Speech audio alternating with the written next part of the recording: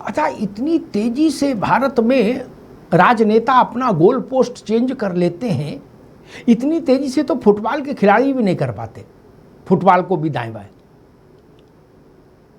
राहुल गांधी के नेतृत्व में सपा और कांग्रेस और टीएमसी और सब मिलके आरजेडी नारा लगा रहे थे पार्लियामेंट में, एसआईआर फ्रॉड है, एसआईआर फ्रॉड है, एसआईआर वोट चोरी है, नहीं सहेंगे एसआईआर, एसआईआर लोकतंत्र की हत्यारी है।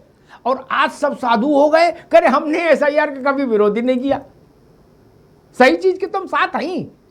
अरे भाई साहब, किसको झूठ समझा रहे हो?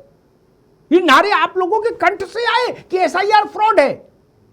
पवन विजय, विपक्ष ने कहा कि एसआईआर फ्रॉड है, एसआईआर लोकतंत्र का अपहरण करती है, एसआईआर वोट चोरी करती है। सुप्रीम कोर्ट ने विपक्ष के सारे आरोपों को ध्वस्तीभूत कर दिया, भस्मीभूत कर दिया।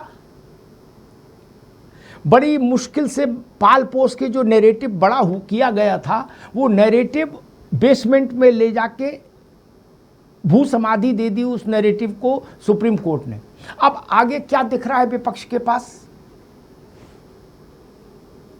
जी हमताज जी नमस्कार। आगे विपक्ष के पास तो बस एक ही ऑप्शन दिख रहा है कि वो इस मामले को अंतर्राष्ट्रीय न्यायालय में ले जाएं और वहां पर पक्षकारिता करें इसकी, या बायकॉट करें चुनाव का, या कुछ और जो अंतर्राष्ट्रीय शक्तियां उनकी मदद लें। दरअसल विपक्ष को ये एहसास ही नहीं है कि वो जो नैरेटिव सेट करने की कोशिश कर रहा है वो नैरेटिव भारत के विरुद्ध है। भारतीय जो लोकतांत्रिक प्रक्रिया है, वो 5000 साल की पुरानी जो प्रक्रिया है, उस पर अटैक करने का काम जो विपक्ष है उसने किया। देखिए, अभी जो लोकतंत्र है, अभी जो संविधान है, ये भारतीय सांगठनिक संरचना के दो मूल तत्व हैं। इन तत्वों पर लगातार प्रहार विपक्ष के द्वारा किया जा रहा है। जबकि जो आर्टिकल 324 है, जो अनुच्छेद 324 है, उसके तहत संविधान के द्वारा इलेक्शन कमीशन को यह अधिकार प्राप्त है कि वो जो है परिसीमन कर सके, वो जो है सूची बना सके, उन सूचियों का कार्यान्वयन कर सके। तो जो इलेक्शन कमीशन है, जो चुनाव आयोग है, वो अपना काम कर रहा है, लेकिन क्योंकि रिजल्ट आपके अनुकूल नहीं आता है, तो आप क्या करते हैं? आपको लगता है कि रिजल्ट हमारे अनुकूल नहीं है, जनता हमारे मन मुताबिक नहीं है, तो हम चुनाव आयोग पर आरोप लगाएं। ये बहुत ही खतरनाक जो है नैरेटिव है कि भारत में लोकतंत्र खत्म हो गया है। अरे भाई, भारत लोकतंत्र की जननी है। यहाँ के रग रग में, यहाँ के लोगों के मन में जो ओपिनियन है वो बिना दबाव व्यक्त करते हैं। भारत में लोकतंत्र कैसे खत्म हो जाएगा? तो आज मैं माननीय सुप्रीम कोर्ट को बहुत बहुत धन्यवाद देता हूं कि उन्होंने हमको उस विष से बचा लिया, हमको उस लोकतंत्र के जो विखंडन है उस विष से बचा लिया, जिसका प्रयास ये लोकतांत्रिक पार्टियां, जो लोकतांत्रिक है, आप देखिए लोकतांत्रिक पार्टियां हैं, इन्होंने चुनाव आयोग को कटघरे में खड़ा करके इन्होंने लोकतंत्र के ऊपर आक्षेप लगाए। एक चीज और मैं आपसे बोलना चाहूंगा कि जिनके लिए आज डार्क डे है, मैंने अभी प्रशांत भूषण जी का ट्वीट देखा, मैंने योगेंद्र यादव जी का ट्वीट देखा, मैंने उदित राज जी का ट्वीट देखा, वो सब एक टूट से ये कह रहे हैं कि आज डार्क डे है, आज का दिन काला दिन है। अब आप एक बात बताइए, ये एक तरफ संविधान को बचाने की बात करते हैं और दूसरी तरफ संविधान द्वारा जो पोषित इलेक्शन कमीशन है उसके ऊपर ये लोग अटैक करते हैं, और जो सर्वोच्च न्यायालय निर्णय लेता है उसको नहीं मानते, उनको क्या कहा जाए? ठीक है पवन जी, जी ठीक, जी ठीक। रवि प्रताप जी के पास चलेंगे। रवि प्रताप जी, सरल बात में हम लोग बहस रखें, सरल भाषा में। राहुल जी ने कहा एसआईआर वोट चोरी है, एसआईआर फ्रॉड है, ये उनके कई शब्द में ये दिला रहा हूं, स्टॉप एसआईआर। ठीक, सुप्रीम कोर्ट ने इन तीनों बातों का स्पष्टतः खंडन कर दिया। उसने कहा एसआईआर संविधान सम्मत है, एसआईआर विश्वसनीय ढंग से और पारदर्शिता के साथ कराई गई है, और तीसरी बात राहुल गांधी ने कही स्टॉप एसआईआर, तो सुप्रीम कोर्ट ने कहा पूरे देश में होगी, गाजे बाजे से होगी। अब व्हाट नेक्स्ट रवि जी? जो तीन बातें राहुल जी ने कही, उन तीनों बातों का पुरजोर, मतलब सुप्रीम कोर्ट के पास जितनी शक्ति और सामर्थ्य है, उसने उतनी शक्ति और सामर्थ्य से राहुल गांधी की तीनों बातों का खंडन कर दिया। अमिताभ जी, बेवफा की महफिल में दिल की बात क्या कहिए, खैरियत इसी में है कि खुद को बेवफा कहे। वाह वाह, क्या बात है। आर्टिकल आर्टिकल 324 में जो व्यवस्था है मतलब अमिताभ जी, नौतपा में भी मैं रवि भाई को तो बधाई दूंगा, तारीफ करूंगा उनके हौसले की। नौतपा में भी शायरी कह पा रहे हैं, छोटी बात है जी। अमिताभ जी, जी आर्टिकल 324 ये कहता है कि एसआईआर करने का, संपूर्ण देश में करने का, जो अब तक इससे पहले संविधान में व्यवस्था थी, तो चुनाव आयोग को अधिकार एसआईआर करने का नहीं, ये आईआर करने का। इससे पहले भारत के इतिहास में एसआईआर नहीं हुआ। मैं 2 बार कह रहा हूं। जो 2003 को कोट किया जाता है वो इंटेंसिव रिवीजन था instead of special intensive revision.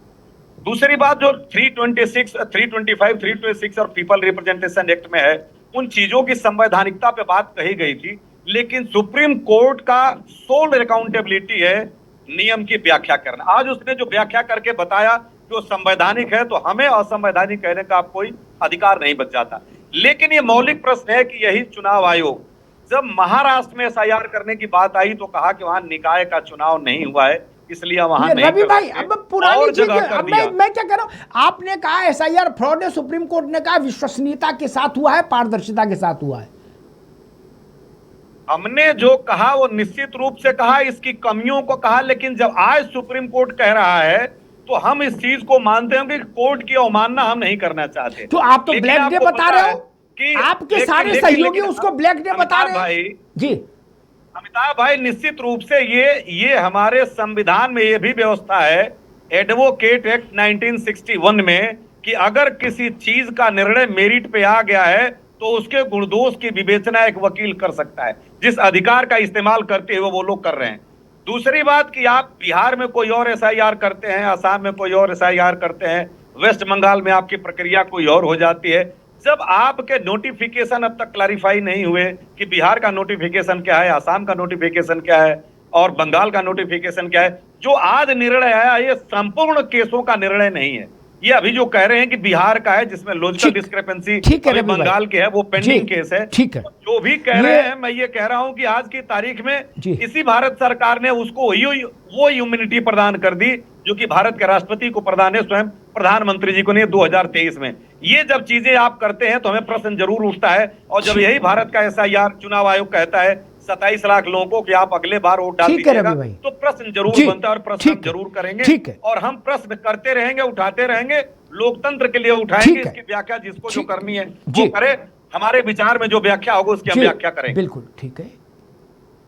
Congress और सुप्रीम कोर्ट का रिश्ता बहुत अच्छा नहीं रहा कभी। कांग्रेस सुप्रीम कोर्ट से टकराने की मानसिकता कई बार दिखा चुकी है। श्रीमती इंदिरा गांधी ने भी वही काम किया था।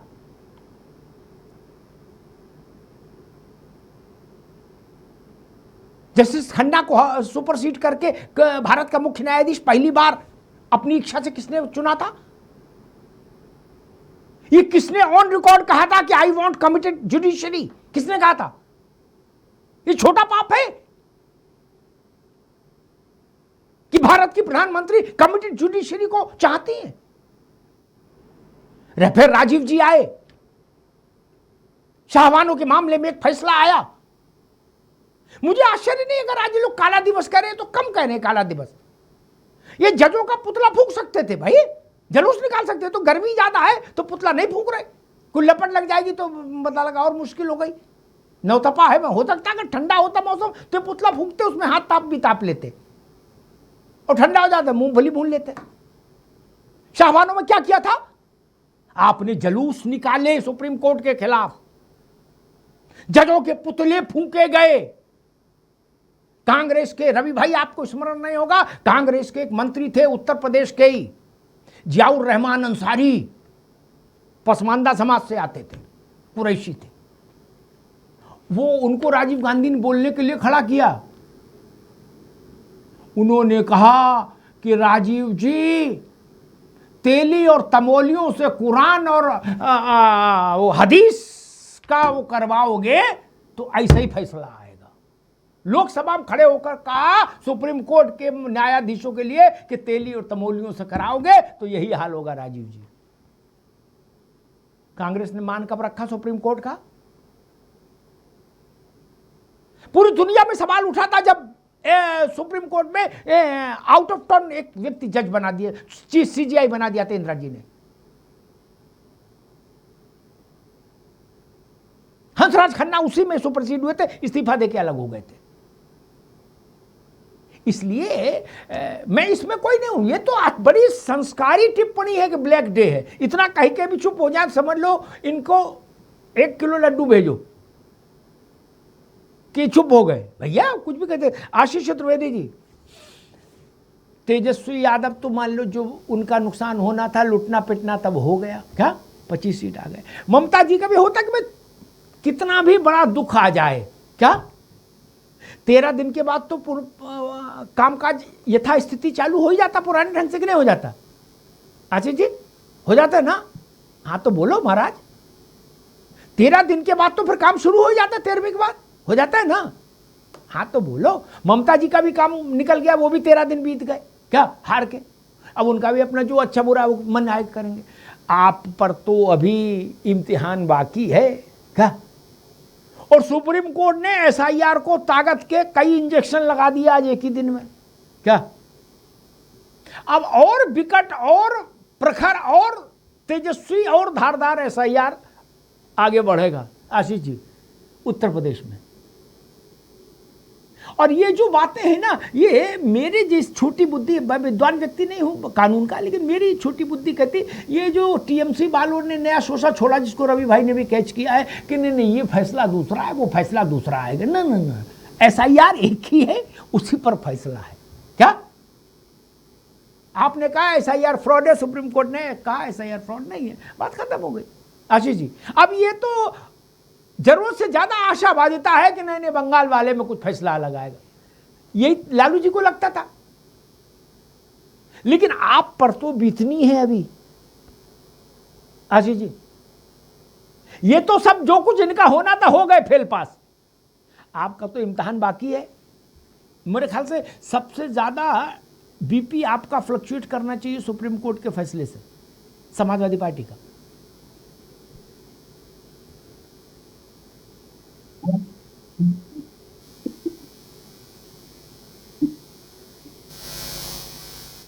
भैया अनम्यूट करिए इसको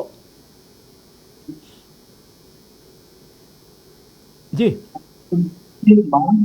सुप्रीम कोर्ट में कि जितनी ईवीएम मशीन है उस पे वीवीपैट लगना चाहिए, जो एक साधारण बालक की भी समझ में आ जाएगा कि इससे पारदर्शिता बढ़ती है। लेकिन एक जज साहब थे जिनको लगा नहीं, पारदर्शिता की क्या जरूरत है, वीवीपैट की जरूरत नहीं है, जैसे हो रहा है होने।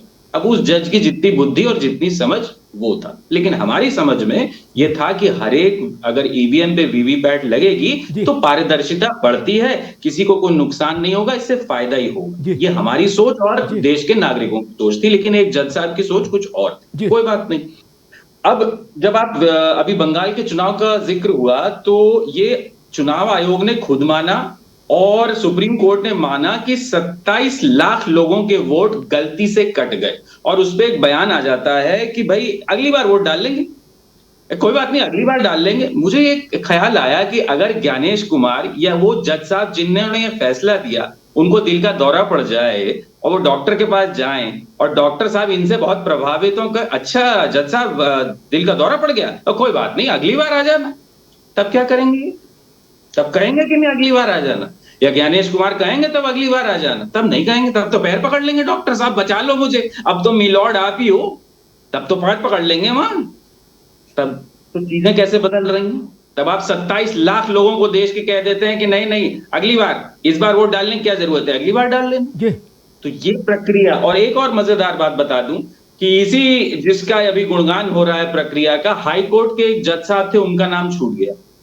फिर जब चुनाव आयोग की गिरगिरी हुई कि अरे उनका नाम कैसे काट दिया भाई, वो तो जज हैं हाईकोर्ट के, तो फिर उनका नाम जोड़ा गया। तो अगर प्रक्रिया इतनी सही थी तो जज साहब का नाम छूट रहा था हाईकोर्ट के, तो आप आम नागरिक का नाम कहां गिनती में आएगा, इसी से समझ ले। तो केवल एक व्यक्ति के कह देने से कि सब कुछ सही है, सब कुछ सही नहीं है। प्रक्रिया जो फॉलो हो रही है वो एक मिनट। समाजवादी पार्टी कहीं कुछ मुझे लग रहा है इल्यूजन में है। एक व्यक्ति का फैसला नहीं है, ये भारत के सुप्रीम कोर्ट का, भारत के मुख्य न्यायाधीश की बेंच का फैसला है भैया। आप क्या समझ रहे हो कि मुंसिफ मजिस्ट्रेट का निर्णय है क्या यार? आशीष जी, पैंटी को उतार के जब तक आप उसके अंदर न चले जाएं, तो जज साहब ने व्याख्या करी है कि वो रेप नहीं है महाराज, वो रेप नहीं माना है उन्होंने। तो ऐसी सोच वाले जज को उसकी सोच मुबारक, लेकिन हम इसे नहीं मानते। ठीक।